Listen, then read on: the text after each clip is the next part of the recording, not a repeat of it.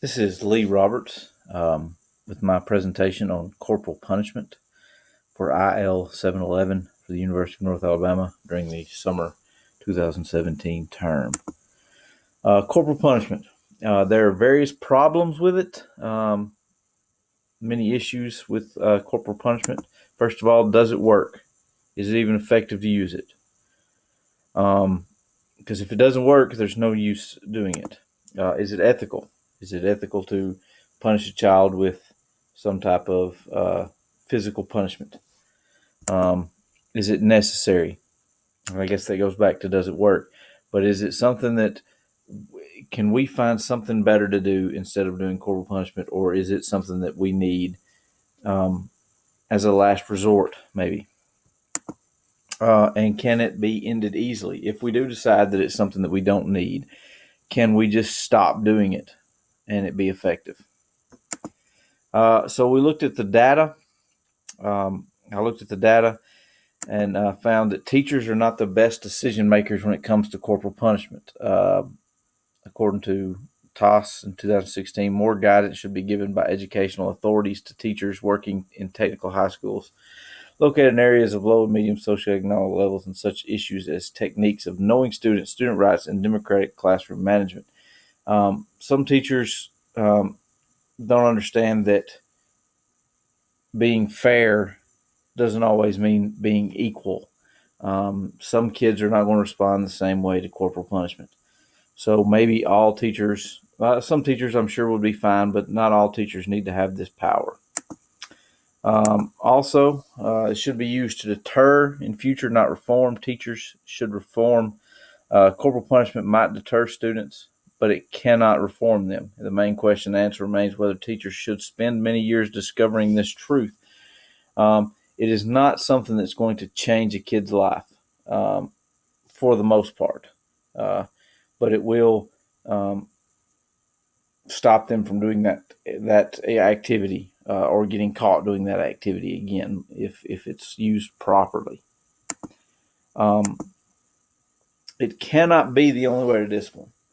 Sometimes in the past, if we ever got in trouble, I know when I was in school, if we got in any kind of trouble in high school, we ended up getting a paddling. But we can't do that today. We know that. Most studies suggest that spanking becomes problematic with increased frequency or intensity. It stops working. The more you do it, the more likely it is to stop working. And most experts in child development believe that alternatives to spanking can be just as effective in terms of regulating behavior, and that physical punishment of children is corrosive of long-term emotional development. So it can stunt some growth mentally. And there are other things that can be done that can be just as effective. But on the other hand, corporal punishment is not all bad. It does make teachers it does not make teachers or administrators bad. It's one thing we got to understand, that just because a teacher or a principal wants to paddle, that doesn't mean that they don't have any other choice.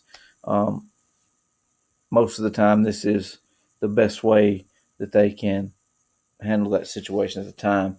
It tells us a little overall parenting skill that contrasts with other parenting behaviors which have well documented spillover effects, such as reading books to young children. Basically, what that's saying is you can't just take one and take out every other thing that this teacher does. They may be a great teacher, but paddle, and you want to say that, well, since they paddle, they're bad teachers. Well, you can't do that. You have to look at both sides of the coin. So that takes us to the corporal punishment plan at Hatton High School. What we are going to do, it will be cut back, not completely gotten rid of, because I still think that there is a need for it.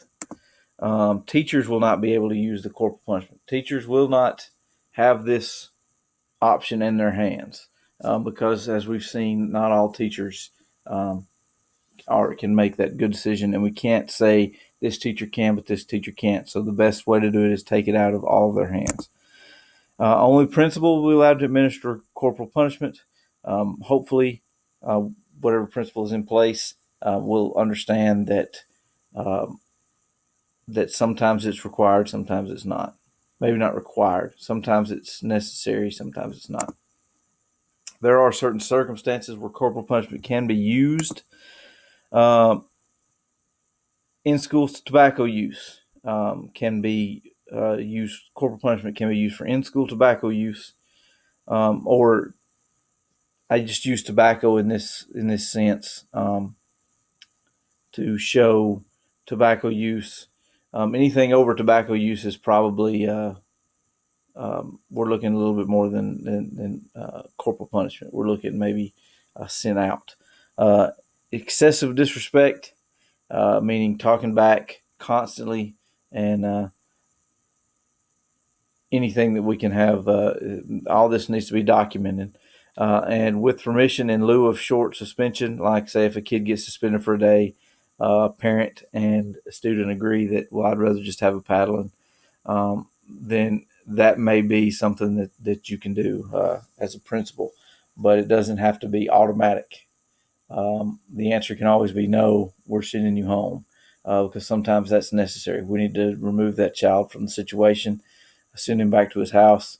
Everything will get better when that happens. Sometimes that just needs to happen, and a paddling won't fix that.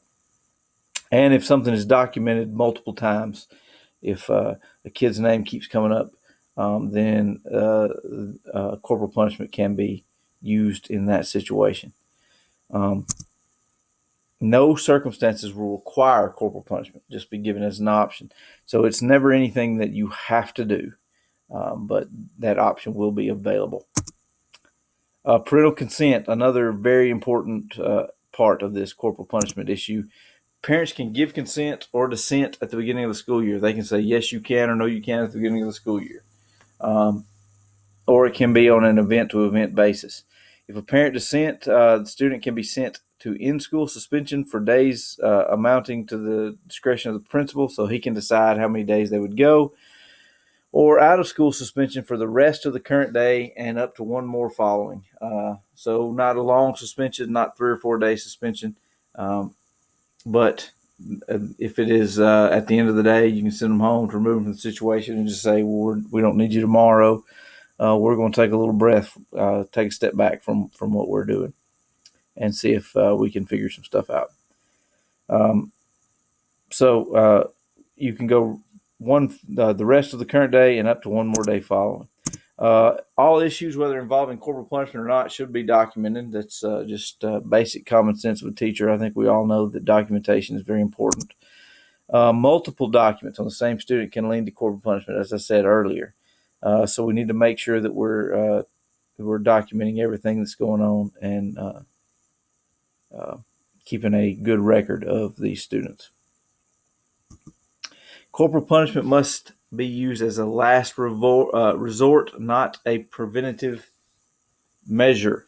We don't want we don't want to be paddling kids for nothing, just so we don't have them doing something big in the future. We want to try to find better ways instead of paddling kids, because there are more effective ways to handle some of these situations rather than just paddling a kid.